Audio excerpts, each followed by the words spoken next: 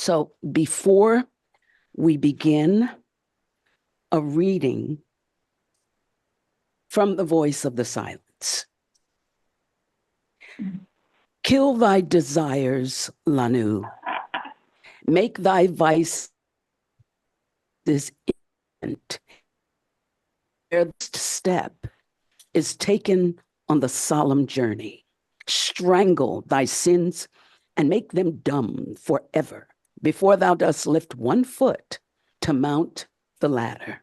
Silence thy thoughts and fix thy whole attention on thy master, whom yet thou dost not see, but whom thou feelest. Merge into one sense thy senses, if thou wouldst be secure against the foe. 'Tis by that sense alone, which lies concealed within the hollow of thy brain, that the steep path which leadeth to thy master may be disclosed before the soul's dim eyes. Long and weary is the way before thee, O disciple. One single thought about the past that thou hast left behind will drag thee down, and thou wilt have to start the climb anew. So we give you now Mr. John Powers. So before we begin the talk, I'd like to say thank you to the San Diego ULT for inviting me to give this talk, and also to express my gratitude to Michelle Christie for sharing her insights on the subject of Libra and the zodiac, and her wonderful slide deck, which I have altered to fit this talk. So thank you. I would also like everyone to note that I am a complete novice at astrology, and I have very little experience with it, so I've borrowed heavily from Professor Valborg's essays and words on the subject. Therefore, any mistakes or errors in this presentation are due to my own limited knowledge about astrology. Before we begin, before we talk about Libra in a few minutes, let's take a look at this reference to the ancient Greek sages who claimed that God geometrizes. This is from Helen Valborg's essay, The Zodiac. Quote, Pythagoras taught that the entire universe is one vast series of mathematically correct combinations, an idea beautifully echoed in the Platonic axiom, God geometrizes. If the passage of influences between bodies making up this complex design is based upon a pervasive universal law, then one can see the zodiac with all its complicated attributes as a natural symbol reflecting the myriad expressions of an ordered system. Far from seeing the zodiac as arbitrary in its various conceptions and interpretations, Plato accepted it as an archetypal religious symbol of the many and the one. And she also, in an article called The Clock, she made this very interesting observation that man is a sevenfold potential God who must progress around the 12 signs of the celestial clock until he has mastered the forces of each one of them in his own nature. So the pilgrimage of humanity begins with the first sign of the zodiac, over here, Aries. Next to the sign for Aries, that ram's head, is the word cardinal, which is the first of the so-called modalities, something that can be very confusing. And what it means is something like the character or quality of action, that is, what kind of energy is behind an action. Is it initiating something? Is it building upon what went before? Does it bring something to an end and prepare for what follows? modality is like that. It just describes the energy of the action. And so for the time being, excuse me, we're not going to worry about their meanings or their interpretations. We're just interested in the geometry of this series for right now. The zodiac begins, fittingly enough, with the inauguration of spring in a cardinal sign, Aries, and the second, Taurus, is a fixed sign. And this is followed in Gemini with a what's called a mutable sign. So we have this cardinal, fixed, mutable sequence. And then in Cancer, it's followed by another cardinal sign, followed by Leo, a fixed sign, and then Virgo, another mutable sign. So at this point, we would probably expect the pattern of cardinal, fixed, and mutable to reappear in this third quadrant. And so it does with Libra, Scorpio, and Sagittarius. And the last quarter repeats the same pattern as expected. So this is the beginning of the ordered system of the zodiac that we want to consider, the fixed pattern of cardinal, fixed, and mutable modalities. So having established this pattern of the modalities, let's take a closer look at each of these to see their nature. The cardinal energies we've discovered are creative and initiatory, as they begin each of the 4 seasons on Earth, and they begin many other important cycles. The fixed energies are preservative in nature, and they represent the midpoint of each calendar season and display qualities like endurance and preservation that consolidate and maintain the energies initiated by the preceding cardinal sign. The mutable energies are transformative. They end each season, prepare for the next one.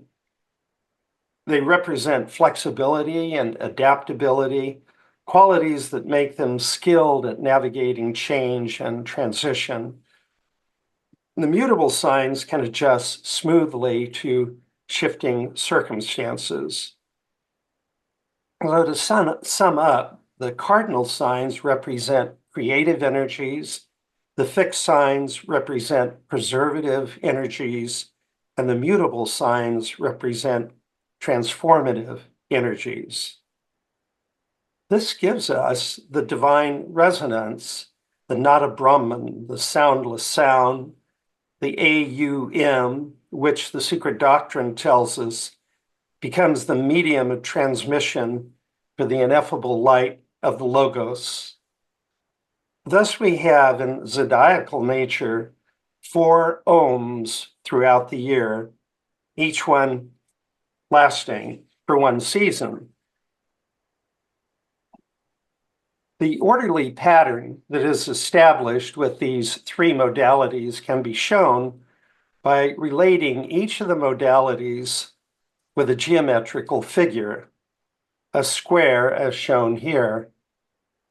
This relationship, the square, where each instance of the same modality is related to the other 3 instances on the zodiac.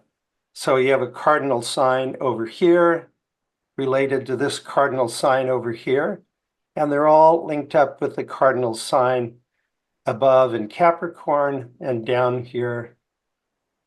And we have, to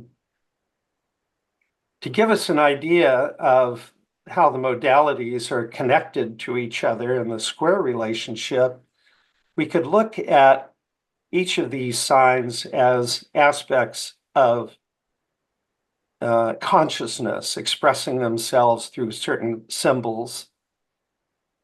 I'm sorry, I've just gotten out of line here. So I just wanted to show you that we can do the same linkage with that we did with cardinal signs, with the fixed signs, and with the mutable signs, just by shifting the square around and linking up the signs which have the identical modality. So to give us a better idea of how these modalities work together, that is what's involved in the square relationship, we're going to use Professor Valborg's comments in her Zodiac essay to think of the beginning of life's journey as a baby through the zodiac. So the cardinal signs, Aries, Cancer, Libra, and Capricorn, are the hosts of the equinoxes and solstices, marking the beginning, midpoints, and endings of the 4 seasons on Earth in the Northern Hemisphere. The beginning of life's journey in Aries, over here, would correspond with the newborn baby who sees the world subjectively, entirely, in terms of its own being. Moving to Cancer, connected with the moon, would symbolize adolescence and emotional turbulence. Libra, opposite Aries, would symbolize balance, corresponding to finding one's place in the scheme of things. And Capricorn, opposite Cancer, would mean having practical accomplishments on the basis of common standards. Now, all of these cardinal signs are initiatory, creative, and somewhat rajasic. So now we'll consider the experience of a child as it moves through the 4 fixed signs, Taurus, Leo, Scorpio, and Aquarius. In Taurus, this suggests a growing awareness of the world in relation to oneself. And as the child moves into Leo, the individual attempts to stand on his own 2 feet and assert his own sense of identity.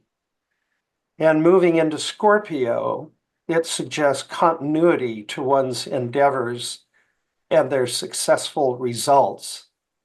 And then Aquarius, where a fair and balanced perspective is possible.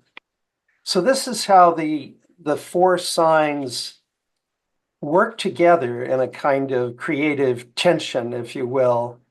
They don't repeat what the previous fixed sign accomplished, but rather puts its own spin on the experience there.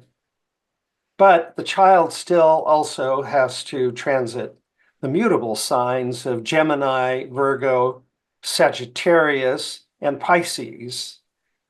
Gemini relates to play and the development of the capacity to articulate one's newly discovered knowledge. And Virgo would be accompanied by a willingness to learn and serve. And it marks a maturing corrective stage. Sagittarius would display a steady will to improve. And Pisces would involve the expression of the fruits of one's journey, one's discovery of ultimate meanings. So now we're going to consider another aspect to the primary influences upon the zodiac, and those are the classical elements of fire, earth, air, and water, which were first identified in historical astrology by Empedocles in the 5th century BC. So astrological signs can be linked together, as were the modalities, based on the element that predominates in that sign. For example, the fire signs, Aries, Leo, and Sagittarius are all linked together by means of a triangle. And these, in the science of astrology, are called trines. And they link all the signs of a given element. So for Aries, a cardinal fire sign has I'm sorry. I want to move up one here. So we're going to drop out all that other information and just show you these three fire signs isolated by themselves. So with Aries, which is a cardinal fire sign, it's indicated by the C here, has been called the symbol of the creative impulse of spirit at the moment of its inception. And Leo, a fixed fire sign, is the lion, or said to be the lion that rules the human heart and symbolizes the sun, the heart of the solar system. And Sagittarius, a mutable fire sign, marks a transition phase, a change of consciousness from desire to the higher mind, a transition from the fiery Leo center to a more refined crucible. And next are the earth signs, Capricorn, Taurus, and Virgo. Taurus is a fixed earth sign demonstrating stability and slow logical thoroughness, while Virgo, a mutable earth sign, manifests the same traits at a more critical level because it occurs in the endpoint of this bottom cycle here of 6 before we move into the upper cycle of return. So this is actually a very important position here where Virgo is indicated. Capricorn is a cardinal earth sign, and it shows a refinement of these tendencies, coupled with the potentiality of a lofty spiritual perspective. So now I'm going to go out of order here and talk about the water signs next, of Cancer, Scorpio, and Pisces. Overall, the water signs express the intelligence of the heart. Cancer, the crab, it says that Cancer is has a reflective energy, a reflective influence. And there's a story behind that. It's said that Cancer came to be when a bodhisattva long ago created an impress in the earth with a shell of a crab to contain a body of water that would mirror the will of the overbrooding host of deities. And that is how Cancer came to be a water sign. And Scorpio, the fixed water sign, is known for its unwavering intensity and transformative power. The other water signs are said to embody the spirit of flow, like the tides of the ocean. For Pisces, H.P. Blavatsky wrote that the constellation of Pisces shines as a symbol of all the past, present, and future spiritual saviors who dispense light and dispel mental darkness. The serpents of the deep, risen to enlighten the world, the serpents being a name for the adepts or perfected beings. It is this rebirth out of the waters that lies behind the universal traditions which describe the coming of gods out of the dark waters. So we'll end this discussion of the modalities and elements of the zodiac with the air signs, Libra, Aquarius, and Gemini. Now, Gemini, the twins of Gemini are often depicted as children using their budding intelligence to play life's game with a cleverness which mimics innocence. And Gemini represents the forces of both the higher and the lower mind, which then ideally combined results in a very airy balance of self-consciousness. And Aquarius represents the ideal toward which humanity is moving.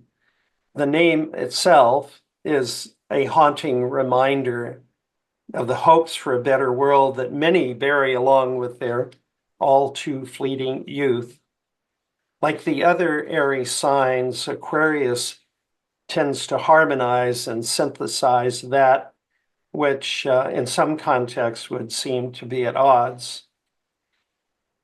With this, we come to talk about Libra, which is the title of our meeting this evening. And Libra, as you all know, is symbolized by these balance scales. And HPB says that it was a beautiful idea of theirs, the Greeks, this Libra, the balance, expressing as much as could possibly be done without unveiling the whole and ultimate truth. They intended it to imply that when the course of evolution had taken the worlds to the lowest point of grossness, where the earths and their products were coarsest, and their inhabitants most brutish, the turning point had been reached. The forces were at an even balance. At the lowest point, the still lingering divine spark of spirit within began to convey the upward impulse. The scales typified that eternal equilibrium, which is the necessity of a universe of harmony, of exact justice, of the balance of centripetal and centrifugal forces, darkness and light, spirit and matter. On the right side of this slide, you'll see a grid that lists the governing planet, Venus, the element associated with Libra, air, the element associated is air, and the modality cardinal, and the Nidana sensation, or the Sanskrit equivalent Vedana. So we won't talk about these just now. Instead, we're going to focus on what is on the left side of the slide, the so-called archetypes, which are sets of characteristics of that sign. And I'd like to do this by means of some selected quotations that will help give us a sense of what that archetype might mean in its most spiritualized sense. For example, with justice, we all have a common understanding of the idea of justice from our culture, the idea that people should be treated fairly, impartially, and reasonably by the law. And this idea has a strong moral element to it, giving each person what they deserve. In this passage from Professor Iyer, he puts justice in its highest and most universal perspective. Quote, justice is the primary application of the ruling conception of transcendental good to the political and social realms. It is hardly surprising that we find a pervasive awe before justice in all societies from ancient times. Justice is always involved with that which the law cannot even attempt to recognize, the intractable problem of ethically reducing the ontological gap between the unique and the universal, and yet make constant approximations to satisfactory resolution. Next is harmony, which we commonly understand mainly in terms of relationships, whether family, everybody getting along, social or political, and in other ways. And here's some statements from The Voice of the Silence that consider harmony in relation to the spiritual life. Quote, before the soul can see, the harmony within must be attained, and fleshly eyes be rendered blind to all illusion. Shila, the key of harmony in word and act, the key that counterbalances the cause and the effect, and leaves no further room for karmic action. Quote, disciples may be likened to the strings of the soul echoing Veena, mankind unto its sounding board, the hand that sweeps it to the tuneful breath of the great world soul. The string that fails to answer 'neath the master's touch, in dulcet harmony with all the others, breaks and is cast away. So the collective minds of Lanu Shravakas, they have to be attuned to the Upadhyaya's mind, one with the Oversoul, or break away. And finally, but stay, disciple, yet one word. Canst thou destroy divine compassion? Compassion is no attribute. It is the law of laws, eternal harmony, Eliah's self, a shoreless universal essence, the light of everlasting right and fitness of all things, the law of love eternal. Next is balance or equilibrium, which we all understand at several levels. Now, this passage from Bhavani Shankar discusses balance and imbalance and the relation between the head and the heart, which is one of the central issues in the spiritual life. An unbalanced relation between knowledge and ethics brings about a critical stage in both individuals and societies, which, if not promptly attended to, results in death. This imbalance between mental capacity and moral responsibility leads to competition and war, and wars, then destruction. Only a few in every century perceive the necessity of maintaining in their own lives the balance between knowledge and love, between head and heart. The great majority show an imbalance. Feelings alone, without the light of wisdom, predominate in one portion of the majority, while in the other, head learning without soul wisdom, without compassion and philanthropy and sacrifice, works havoc.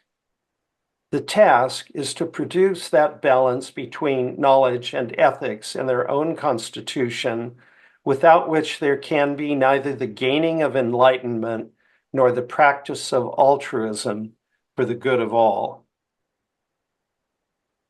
It's from Bhavani Shankar's Studies in the Voice of the Silence. Next is the exaltation of beauty. It's one of the very noticeable characteristics of Libra, its strong connection to beauty, and it's reflected in the frequency of artistic talent in Librans. This poem by, or a portion of a poem by Jalaluddin Rumi, who was a Libra, entitled Unveiling the Heart's Mirror, speaks for itself. Quote, all through eternity, beauty unveils his exquisite form in the solitude of nothingness. He holds a mirror to his face and beholds his own beauty. He is the knower and the known, the seer and the seen. No eye but his own has ever looked upon this universe. His every quality finds an expression. Eternity becomes the verdant field of time and space. Love, the life-giving garden of this world. Libra also has a distinctive connection to the Nara Narayana, the immortal soul in close communion with the divine, discussed in this passage from Professor Valborg's Hermes essay on Libra. Quote, Tula, or Libra, is the emblem of Nara, the immortal soul, the individualized incarnation of spirit prior to 18 million years ago. Nara is the original eternal man as a unit reflection of the overbrooding macrocosmic potential. The human soul is now endowed with perceptive powers which allow it to weigh in the balance of the higher mind the experiences of the phenomenal world. The immortal soul in close communion with the divine is Nara Narayana, for it is Narayana, man-wheel or cycle, which is the divinity that becomes manifest in man. As a title of Vishnu, Narayana is the primordial aspect of Holy Spirit moving upon the waters of creation. In esoteric symbology, it stands for the primeval manifestation of the life principle spreading in infinite space. Lakshmi Narayana, or the incarnation of God and man, is the sacred inauguration of the pivotal union of spirit and matter. Nara, as the original eternal man, is manifested in great beings such as Hermes, Enoch, Osiris, and Krishna. They are Metatrons between soul and body, the eternal spirits which redeem flesh by the regeneration of flesh below, and soul by the regeneration above, where humanity walks once more with God. And lastly, Liber has a lot to do with the central work of the spiritual aspirant on the refinement of vestures. This passage from Professor Iyer comes from Self-Emancipation. Quote, the spiritual will alone is constantly able to alchemize, renovate, and refine the life atoms of the vestures, increasing their lightness and porosity to divine light. When the vestures are suffused by that light, it becomes possible to think, feel, act, breathe, smell, taste, touch, see, and hear benevolently.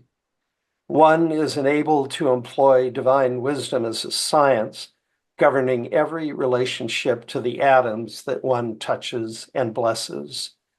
The process of refinement involves the full and vast range of monads that have passed collectively through the various kingdoms at different levels, coming down from the most ethereal in the early rounds to the existing fourth stage with its kaleidoscopic variety of alternative opportunities for apperceptive and perceptive consciousness.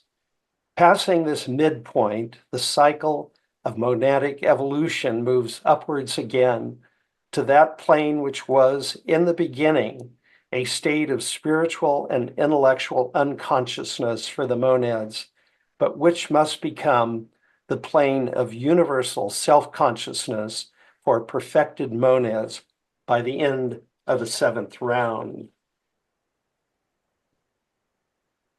And finally, I'd like to read out this statement of Professor Iyer from his essay, The Pilgrimage of Humanity, about the zodiac. He says, from birth till death, each human incarnation is a series of transformations that is seemingly endless, but which may be approximated in understanding by considering the permutations and combinations of the 7 sacred planets and 12 zodiacal signs acting through a variety of aspects and angles.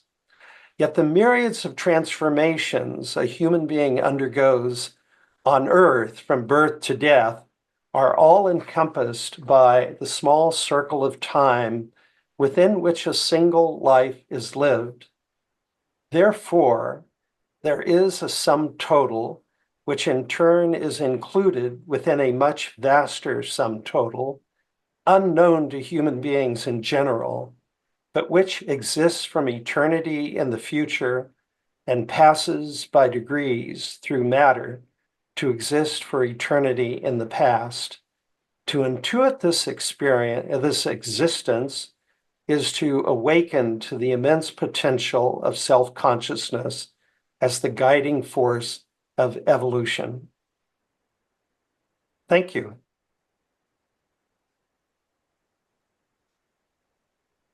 Thank you so much, John. Does everybody hear me okay? I lost internet for a moment. Oh, really? Yes, hi. Thank you so much, John. Oh my goodness. I really do appreciate your taking us through the whole zodiacal pattern.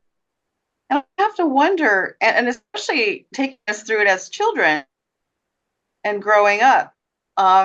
kind of a new perspective. And I'm wondering a couple of things, just looking at it as a pattern. If those three modes of that we spoke about with the cardinal, the fixed, and the mutable, I wonder if they're just a reflection also of what Brahma is and what Vishnu is and what Shiva is. Yes, you're exactly right, Desiree. In fact, you could say those are the activities of Brahma, Vishnu, and Shiva. Brahma is the creative energy of the cosmos. And, there in the Hindu myths, there's stories about, the means by which he created the universe and the various stages it went through. And then you have the figure of Vishnu, who's known as the sustainer of the universe. He keeps the whole thing going. And periodically, he has to show up and fix some things when they go wrong. And so you have all these incarnations of the avatars of Vishnu who come to help humanity find their way again on the ancient path.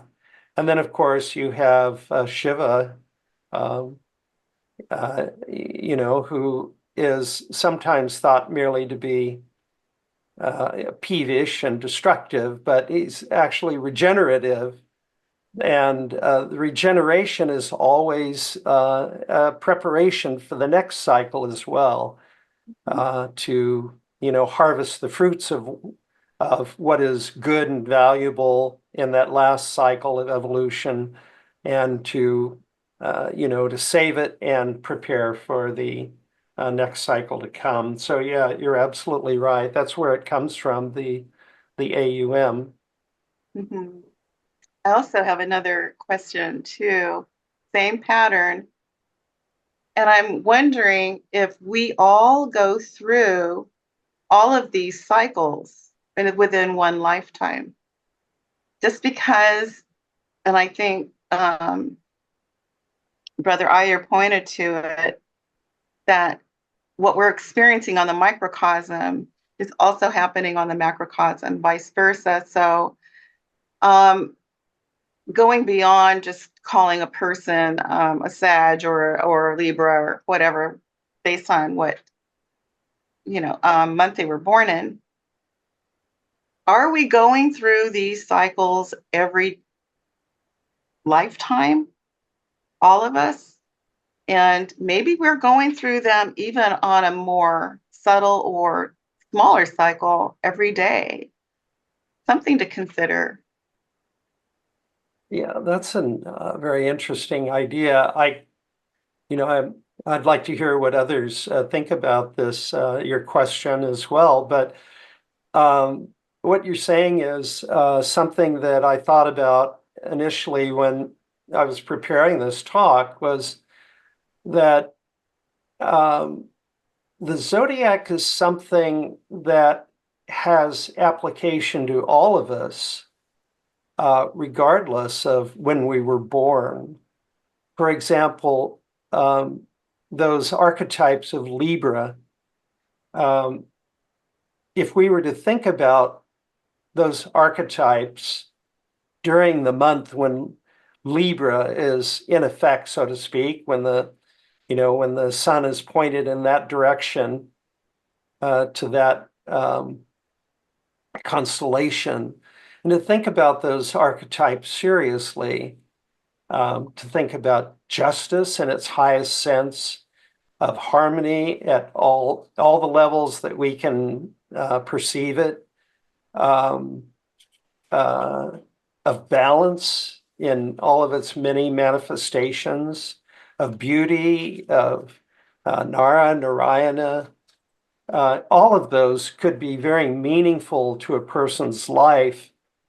And there's a passage somewhere in one of Professor Iyer's essays about, and also in Mr. Judge as well, about how if one could direct one's thinking or one's heart feeling towards that constellation that we're currently occupied in, that one could draw some of the finer energies to oneself and to make use of them for the benefit of others. And so it's a very intriguing thought. And so now so that would be an example of going through the zodiac, so to speak, self-consciously, which I think in the Aquarian age is the new pattern that we're all going to have to learn to do a lot of things more self-consciously than that we did unself-consciously before, just naturally, without thinking about it. So bringing it to consciousness and to do it deliberately is part of the application of human self-consciousness to evolution, to actually take our own evolution as a race into our own hands and direct it towards certain ideals and archetypal patterns. But I see Robert's hand is up there, so. Hi, Robert. Yeah, well, I have probably unanswerable question. Now we can accept, that this teaching, because it's been handed down for ages by wise beings. But if we try to understand it from the appearance of things, it looks pretty arbitrary to pick out these constellations from the sky. And also that the forces involved in these stars actually have a profound effect upon the souls evolving on the earth. It's really a remarkable conception to try and figure out that these zodiacal signs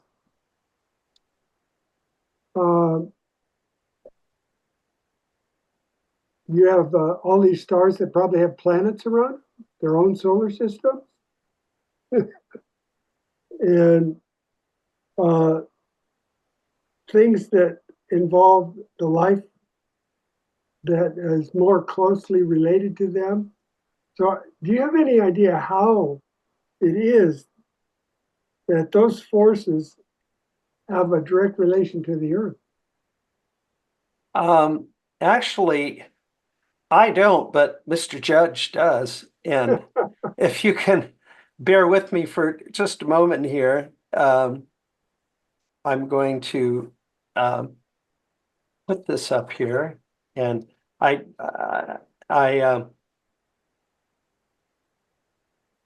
copied over a passage from Mr. Judge's astrological essay called Astrological Influences. And because I thought someone might ask this question, so thank you, Robert, for asking that question. He says, the ancients always considered the ambient or entire heaven at birth as being that which affected man, and that planets were only the pointers or indices showing when and where the influence of the ambient would be felt. The modern astrologers, following those great leaders, but unable to grasp the enormous subject, reduce the scheme to the influences of planets. They have thus come to leave out, to a great extent, influences cast by powerful stars, which often produce effects not to be sought for under planets. And then this quote, which I don't know where it comes from. When such stars have rule, nor wise nor fool can stay their influence. The planets were held, rightly as I think, to be only foci, focal points, for the influence of the whole ambient, having, however, a power of their own of a secondary nature exercisable when the ambient influence was weak. So that partly answers your question, I think. He's saying, these constellations are very powerful stars and will influence those on Earth who, well, there's a whole variety of ways in which that can happen. One of the ways is through the planets and their location in the constellations, so they can become a focal point for transmitting those energies. And then at other times, those planets can exercise their own influence upon us. So it's a very complex thing, as the passage I read out from Professor Iyer right at the end of the talk showed. It's a complex arrangement of planets and constellations, and then various degrees of influence in the trines and squares and oppositions and all of those things. So I don't know if that answers your question, maybe or maybe not. Well, thank you, John. Yeah, thank you for everything, actually. Quite wonderful. Yes, thank you for your question too. Maluka? Yes, good afternoon. That was really wonderful. I enjoyed very much your description, and you did a lot of homework. I have a couple of questions. One of them is, I'm always curious why Libra is the only sign of the zodiacal that doesn't have an animal quality or symbol. Mhm. And why is that? And then another one, which is not related to that, but it seems like maybe you guys influence the signs and the signs that they are influenced by. For example, HPV stated that during the Golden Age, the planet that rules Aries was not Mars, it was Saturn. So I'm wondering, is the reason why right now we have Mars and Aries is because it's Kali Yuga dark, it's a planet of the war, and if you see back in history and even now, it's nothing but wars, not only manifesting physically and destruction, but within us. We're going through this turmoil that is, of course, reflecting in humanity at large, and it's spreading. And hopefully, Theosophy will be a hope for those people who are, struggling with these ideas of peace. And anyway, they're two different things, but thank you. Yeah, really interesting questions, Maluka. I think the very last one I'll leave off and let maybe someone else from the group present here address that. But if you don't mind, I do have some comments to make about your first question about Aries being the only sign without an animal symbol. And there's an interesting, I think, history to the sign of Aries, or sorry, the sign of Libra that might explain something about that. So let's just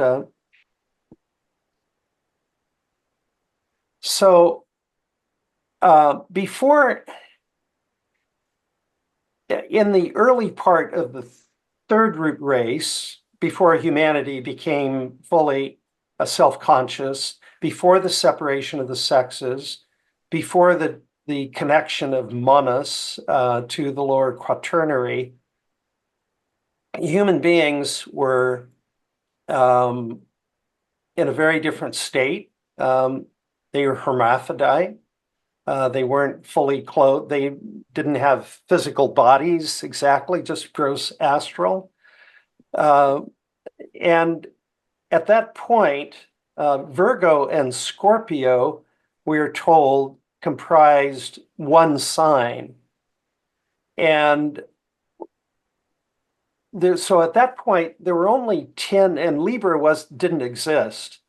So at that point, there were only 10 signs in the zodiac, historically, so to speak, at that, up to that point. But with the separation of the sexes, with Manas being lit up, human beings gaining speech, fully incarnating into physical vestures at the end of the third root race, all of this was the descent of universal man into, gross physical nature. And at that point, Virgo and Scorpio separated. And Libra was, so to speak, invented to separate them and to be the cardinal sign for the, so to speak, the upward cycle that all of that activity of humanity at that point represented. So it became the initiatory energy behind the beginning of that upward arc. There's a lot to this, and it had to do with, part of the program of the mysteries was to keep concealed from people who did not need to know the details of things like astrology. Astrology was originally a science from the mysteries. That's where it came from. And it was an ancient science and a very powerful one. And its secrets were not, talked about publicly. It wasn't spread about. There were no books. There was no oral tradition that, astrologers dealing with people. It was something that had very sacred applications, and it was kept secret.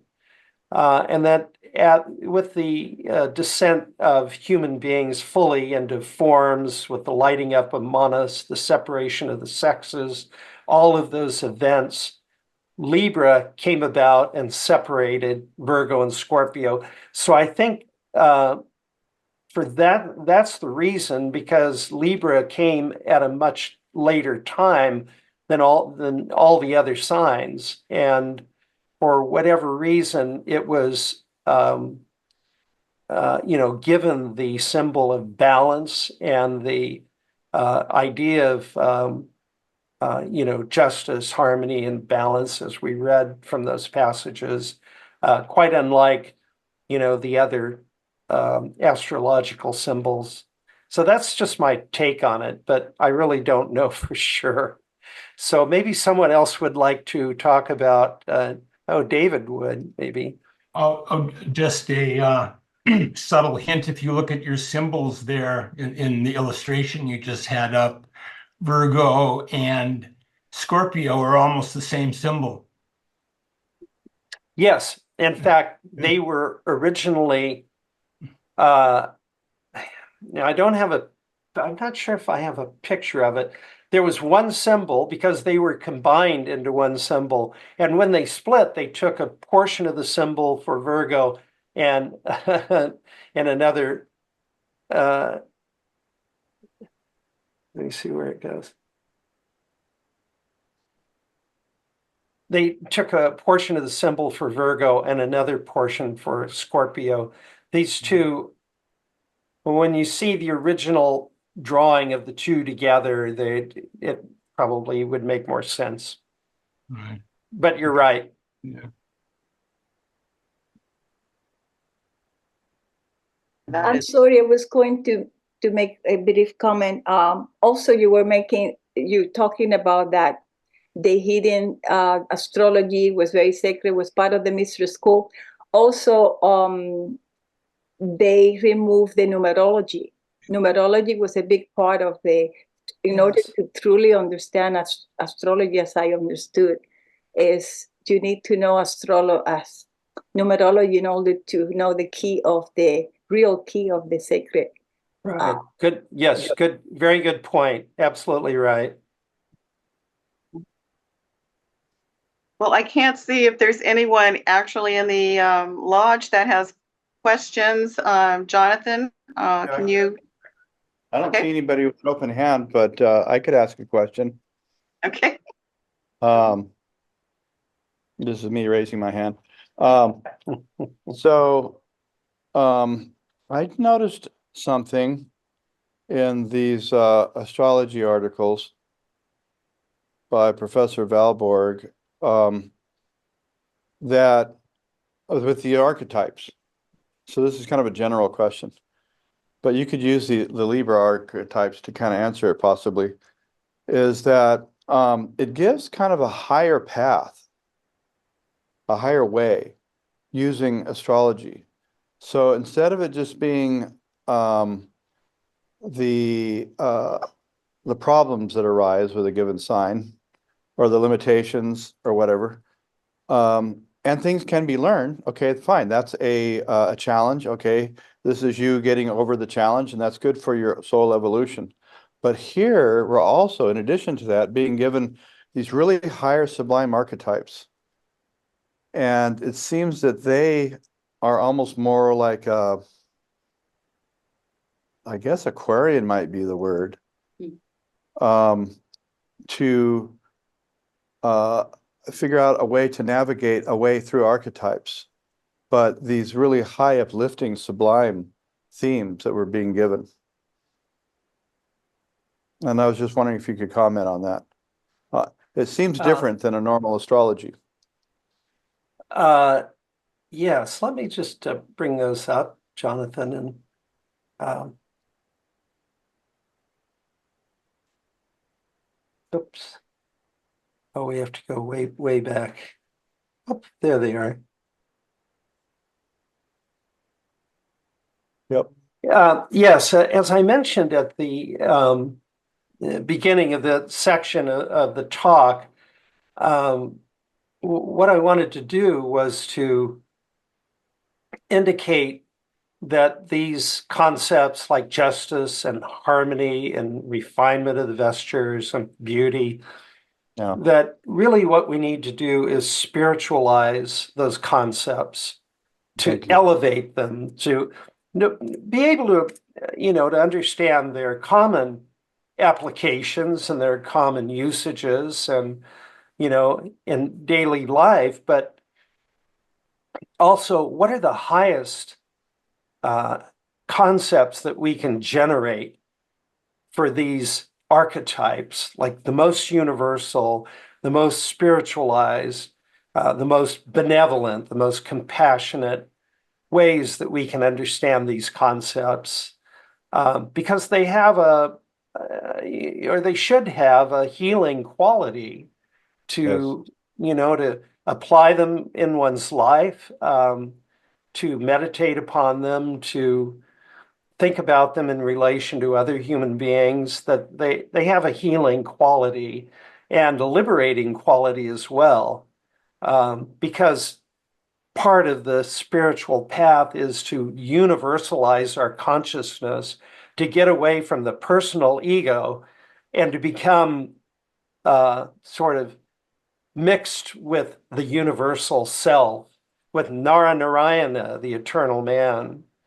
So you're right, and that was deliberately done, and I think they're done in the in those articles, because it's part of the work of the Theosophical movement is to rescue the mystery teachings, the mystery doctrines, from their abuse and misuse and their their limited uses, and to restore them to their original glory, so to speak, their original purity.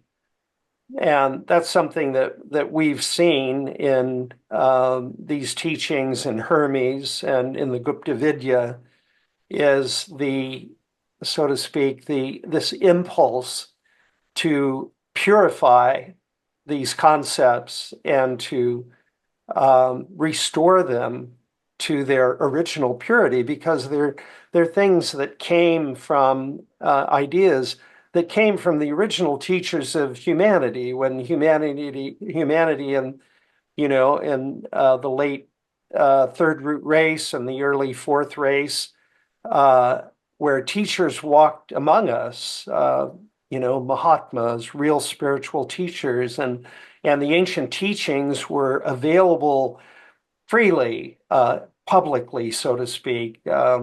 Everyone had possession of them, and they were commonly shared, but they've been through a cycle of degradation. So part of the work of the Theosophical movement is to restore those teachings, these ideas, sacred ideas, to their original purity. And I think that's what's behind this.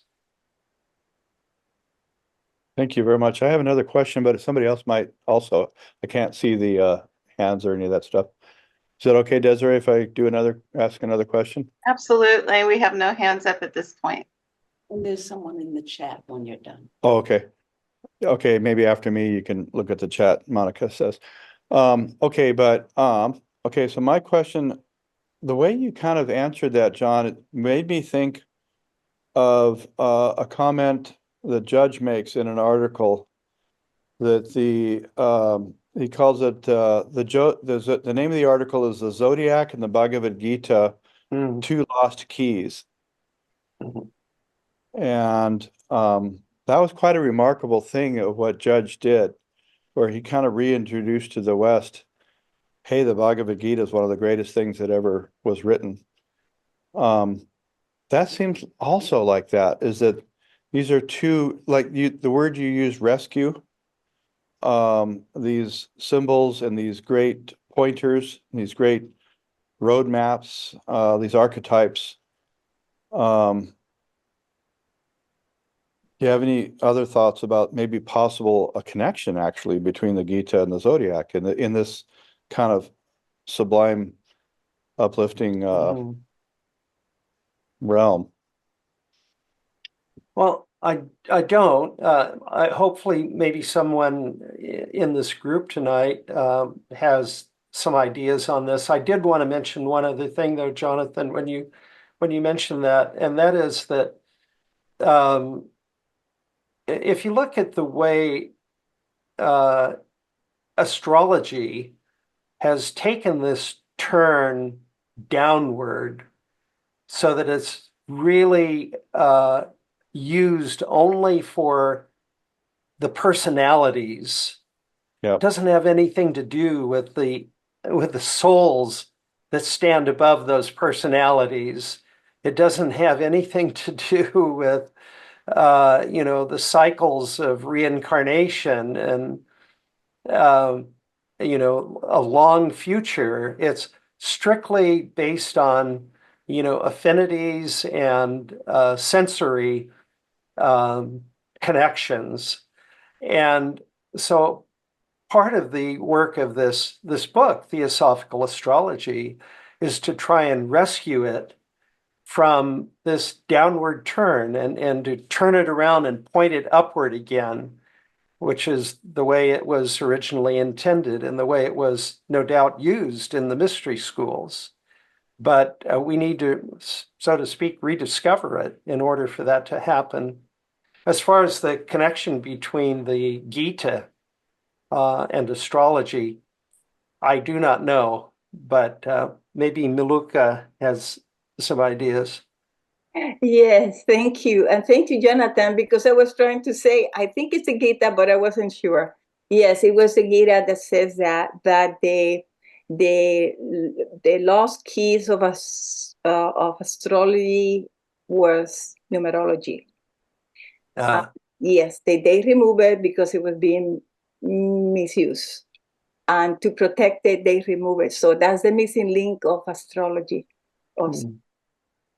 But in addition to that, Judge has an article, and the title of it is Two Lost Keys, the Bhagavad Gita and the Zodiac, I think.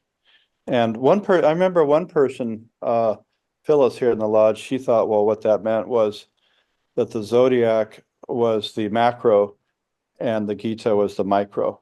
You know, you could say, in other words, the soul's journey, the soul's individual journey in life and so forth. But I don't really know. But another thing that occurred to me, John, when you were talking about this kind of rescuing thing and this higher impulse, occurred to me that really this kind of theosophical astrology, would you say that it's kind of a solar astrology as opposed to a lunar astrology? Yes, I would think so. I wish my good friend Michelle were here to comment on that. Yeah. But yeah, I would say, yes, you're correct.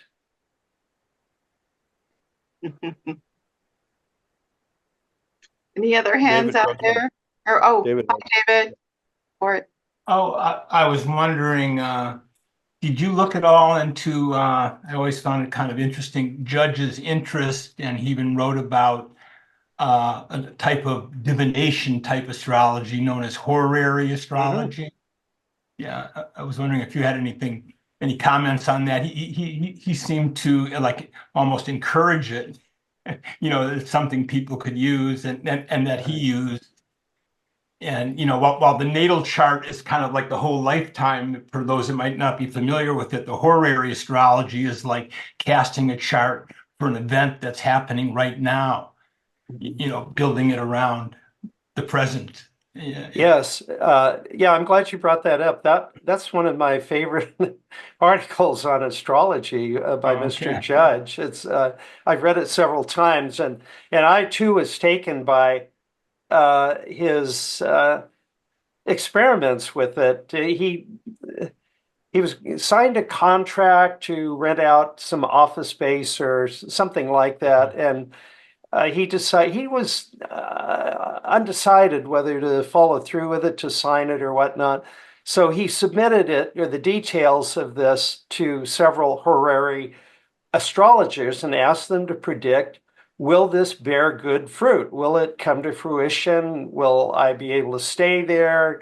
And something like 3 out of 4, or maybe all of the astrologers that he gave it to, and what he gave them was just the barest of details too. I signed a contract, or I'm going to sign a contract for like a year or 2 years, and I'll sign it at this point, and it's for, you know, office space. And does this sound like a good thing? They all said, no, don't do it. It'll go bad. Something bad will happen. So he didn't do it, and sure enough, about a year later, he discovered that that building that he was going to stay in had been torn open. The walls, the external walls, ripped off to the outside, and it was open to the elements. And he did a number of experiments like that that he mentions, and it's something that I don't know. I mean, I don't know practitioners of it, especially. I wish I did. Because I'd like to go talk to them about plans, but there are also sort of pluses and minuses too. You know, it's very common in India to consult an astrologer about some particular move that one is considering.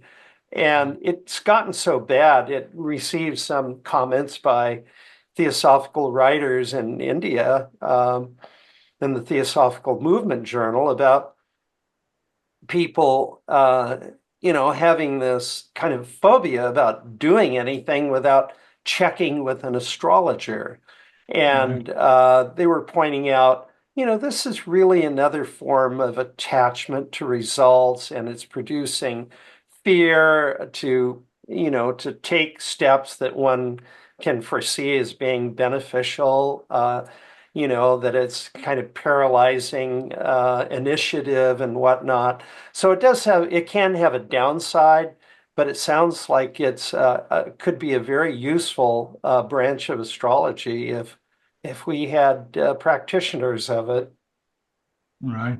If I might just one connecting that with what Jonathan was mentioning is that the solar and the lunar, the lunar is more like the second hand going around all the time. So that type of astrology might have to do with the moon phases more than the solar, something immediate that's going on, just to look at those two, the sun and the moon, that way. I don't know if you're following what I'm saying exactly. Yeah, I really don't know anything about it, David, so Yeah. I'll stop right there. All right. I think it's also interesting that the stars so far away can have such a powerful effect on where we are.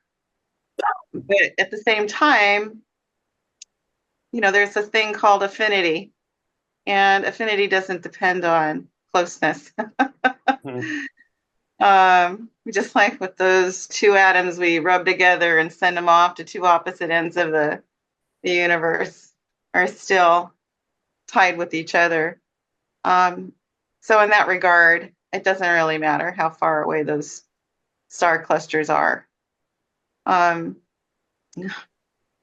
This has been a great presentation. I do have one other observation though. You showed us the square within the zodiacal circle and how each of the points point to the cardinal sign. And what I was wondering is, what if we put a triangle there? What would they point to? 3.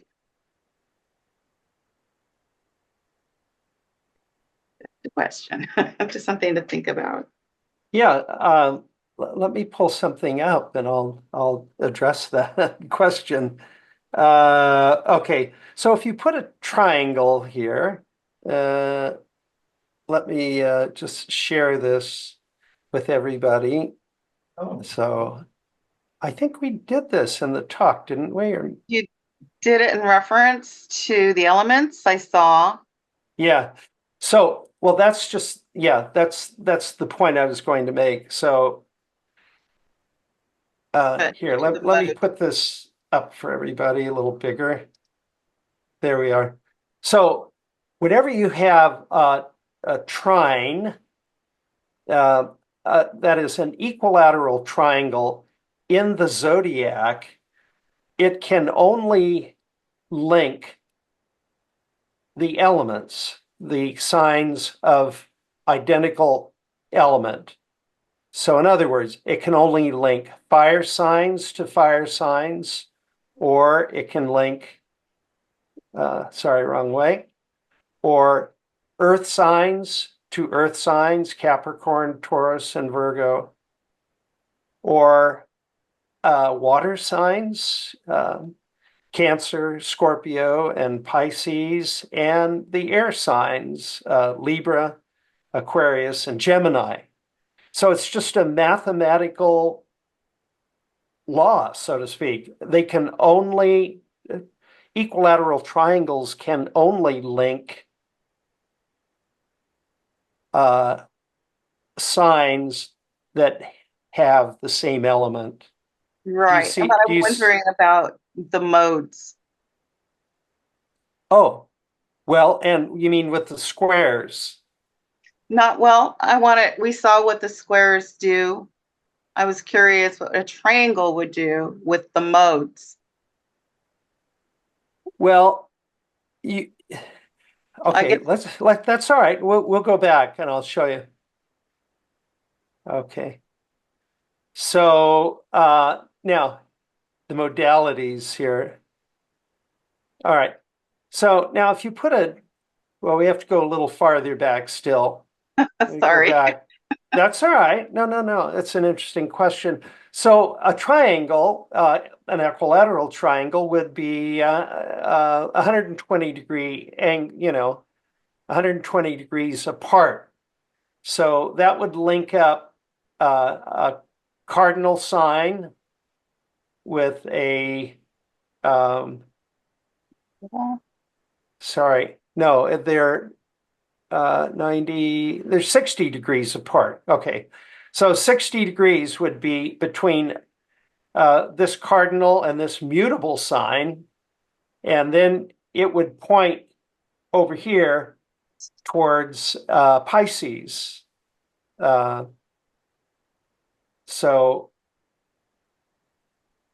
in other words, you'd be mixing cardinals and mutables and fixed, but it really just doesn't work because Well, it's interesting to look at the dynamics of it, because the triangle and the square are both, the 3 and the 4, and they're both important relational things. And even when we look to what is 6 months, what is halfway through, the line going directly to the next across is a balancing point too, I think. So I do think that the geometrics speak to something. I just don't know what that something is. yeah, it's as I said at the beginning of the talk, the thing that really got me about trying to learn something about the zodiac is the realization that it is an ordered system. And the order is very important. They're very strict patterns that it follows and very strict relationships. So that when you have an equilateral triangle inside this whole thing, it can only point to signs that share the same modality. For example, a square can only point to mutable signs or all fixed signs or all cardinal signs. It can't do anything else. And a triangle can only point to the 3 of them. those signs which share the same element: fire, air, earth, water. And it's I guess you call it a law of the geometry. Very interesting. I did see, I checked the chat. Well, let me double check it again while I am here, because we've got another. Looks like Maluka. Oh, Lori says thank you to all our friends. Victor Williams said yes to something, but I don't know what exactly. But Maluka did bring a quotation through. She writes, "We are such stuff as dreams are made on, and our little life is rounded with a sleep." William Shakespeare. Okay. Thank you, Maluka. It's beautiful. You Do will we have any thank you. more? Well, we have 5 minutes left. Thank you so much, John. That was very, very nice, and just a real pleasure to listen to. And I also want to thank Michelle for not only providing the base of her slideshows for not just John, but for all of us who have done